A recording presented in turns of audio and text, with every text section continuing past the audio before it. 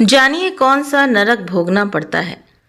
जो लोग दूसरों के पैसे लूटते हैं, जो लोग दूसरों के पैसे लूटते हैं या फिर दूसरों का धन हड़पते हैं, उन्हें महापापी माना जाता है और मान्यता है कि ऐसे लोगों की मृत्यु के बाद यमदूत रस्सी से बांधकर उनको नरक में ले जाते हैं और इतना मारते हैं कि वे पिटते पिटते बेहोश हो जाते हैं और फिर होश में आने पर उन्हें फिर मारा जाता है। बुजुर्गों का जो अपमान करते हैं, जो लोग बुजुर्गों का अपमान करते हैं वे कभी सुखी नहीं रहते हैं। उनको अपने किए की सजा इस जन्म में ही मिल जाती है, वहीं मरने के बाद भी उन्हें नरक भोगना पड़ता है।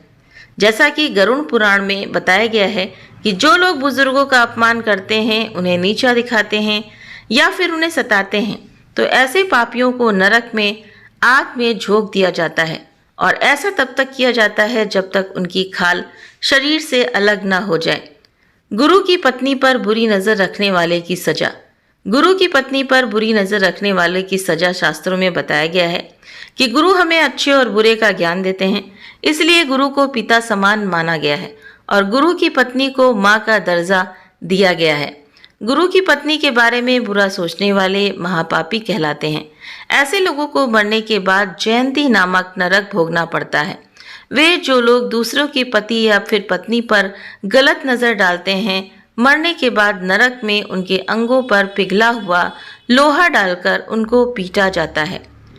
जानवरों की बलि देने वाले लोग, तो गरुड़ पुराण में बताई गई है कि धर्म कर्म की बातों में ये भी कहा गया है कि जो लोग जानवरों की बलि चढ़ाने के बाद उनके मांस का सेवन करते हैं, ऐसे लोगों को नरक में लाकर जानवरों के बीच में ही छोड़ दिया जाता है। उसके बाद वे आवारा पशु उस व्यक्ति को नोच कर खा जाते हैं।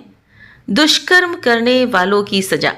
ऐसे लोग जो महिलाओं से वादा करके उनके साथ गलत काम करते हैं या फिर उनका फायदा उठाते हुए उनका धन लूटते हैं, ऐसे लोगों को शास्त्रों में जानवरों के समान माना गया है। नरक में भी उनके साथ जानवरों जैसा व्यवहार किया जाता है और उन्हें मल और मूत्र से भरे गंदे कुएं में डाल दिया जाता है। तो ये बहुत ही महत्वपूर्ण जानकारी है। अगर आप कुछ भी गलत कार्य करते हैं तो प्लीज़ गलत कार्य करने से बचें। नरक का जब भोग भोगना पड़ता है तो बहुत कष्ट होता है, तो इसीलिए कर्म हमें ऐसे करने चाहिए कि हमें नरक का भोग ना भोगना पड़े, क्योंकि जैसा हम कर्म करेंगे वैसे हमें फल जरूर से जरूर मिलेगा। इस बात को हमें ध्यान में ही कोई काम करना है।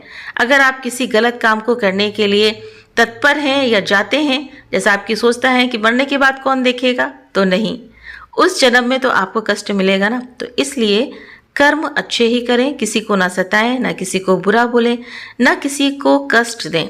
सभी का सम्मान करें, माता पिता बुजुर्गों का सभी का सम्मान करें और सभी को प्यार दें।